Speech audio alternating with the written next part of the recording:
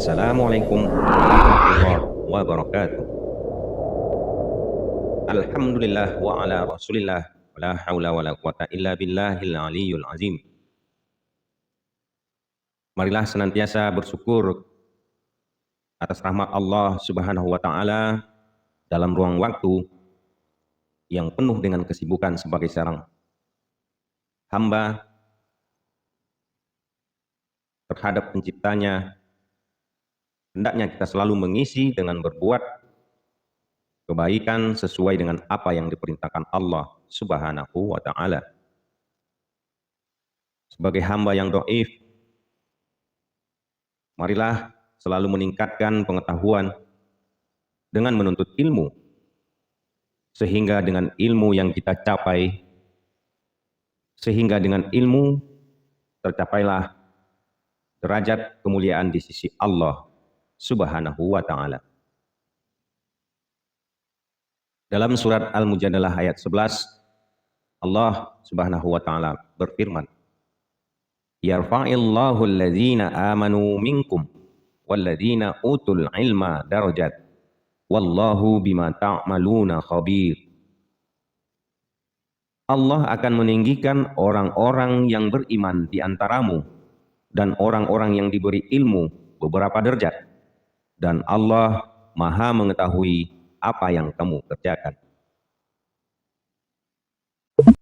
Ikhwanul muslimin wal muslimat yang dirahmati oleh Allah Subhanahu wa taala. Adapun pertemuan kita kali ini dengan sangat meminta dengan kerendahan hati kita semua, jika diperkenankan, marilah kita akan membahas syarat hewan kurban yang wajib kita ketahui.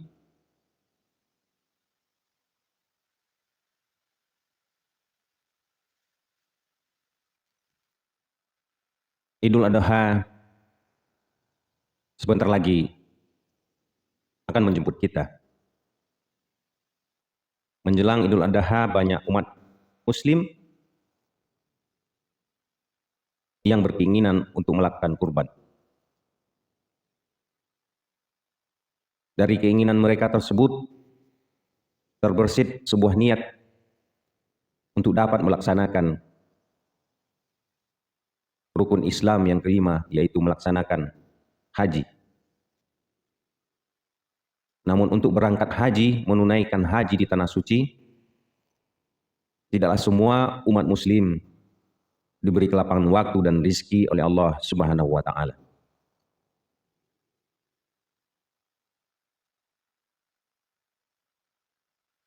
Maka dari itu, bagi mereka yang belum mempunyai kemampuan untuk melaksanakan haji, mereka memilih untuk melaksanakan kurban.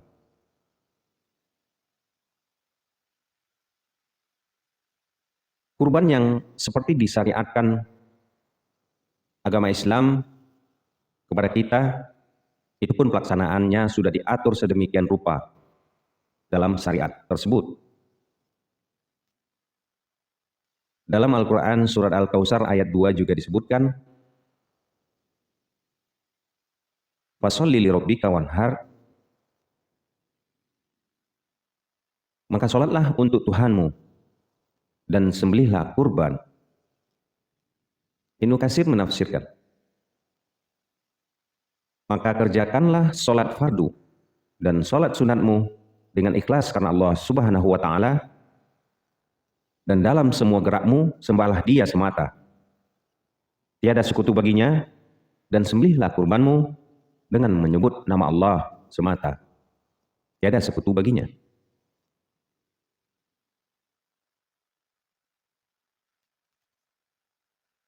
Dalam hal melaksanakan suatu kewajiban, ibadah, amal soleh,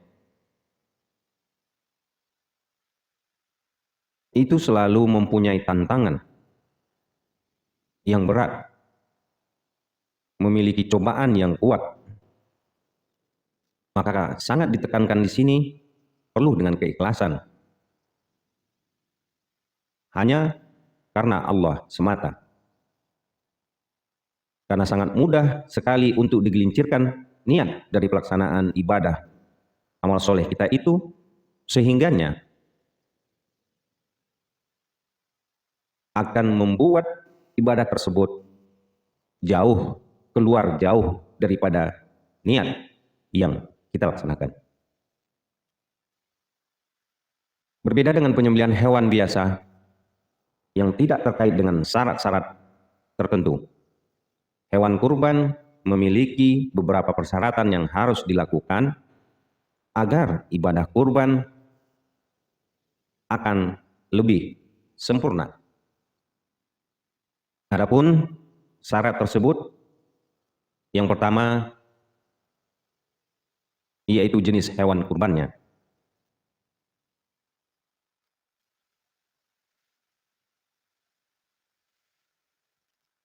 Syarat hewan kurban yang pertama adalah jenis hewannya haruslah binatang ternak. Cakupan binatang ternak yang sudah umum kita laksanakan di sini berupa unta, sapi, kambing, dan domba yang bisa menjadi pilihan sebagai hewan kurban. Adapun hewan-hewan ternak yang lain tidak dipersyaratkan sebagai hewan kurban. Yang kedua, usia hewan kurban. Usia hewan kurban harus mencapai umur minimal yang ditentukan syariat. Usia hewan ternak yang boleh dijadikan hewan kurban yaitu unta minimal berusia 5 tahun dan telah masuk tahun ke-6.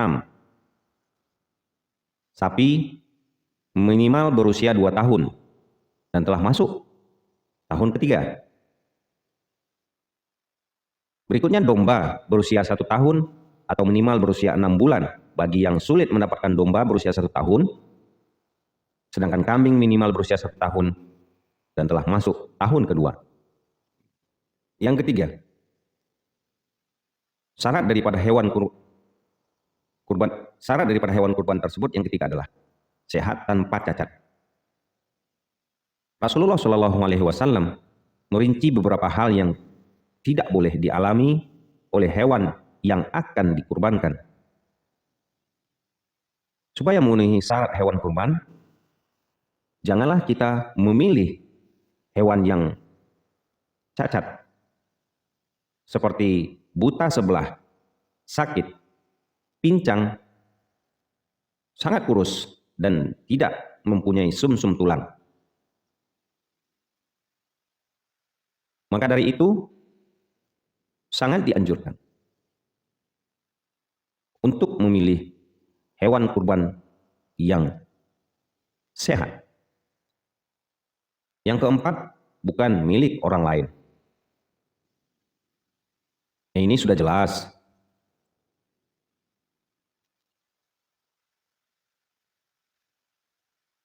Bahwa hewan kurban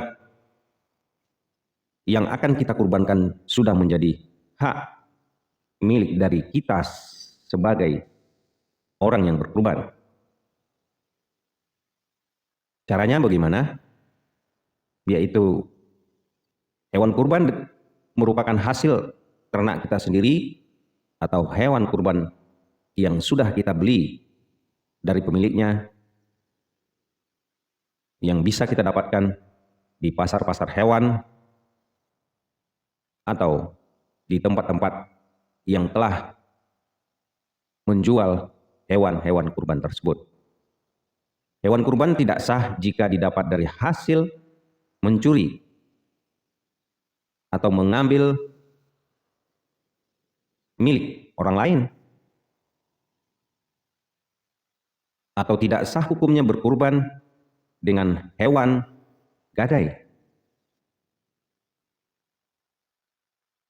Maksudnya di sini hewan yang digadaikan kepada kita milik orang lain, lalu kita jadikan hewan kurban.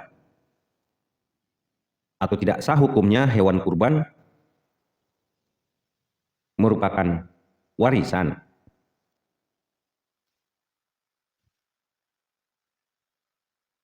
Yang kelima, penyembelihan hewan kurban. Penyembelihan hewan kurban harus terjadi pada waktu yang telah ditentukan di dalam syariat Islam. Menurut Ibnu Rushd dari mazhab Maliki, didukung oleh Imam Ahmad, Imam Abu Hanifah, dan imam lainnya, penyembelihan dilakukan setelah sholat Idul Adha. Dan batas akhir penyembelihan hewan kurban adalah terbenamnya matahari pada tanggal 13 Zulhijjah, sedangkan menurut mazhab Syafi'i adalah 4 hari setelah Idul Adha.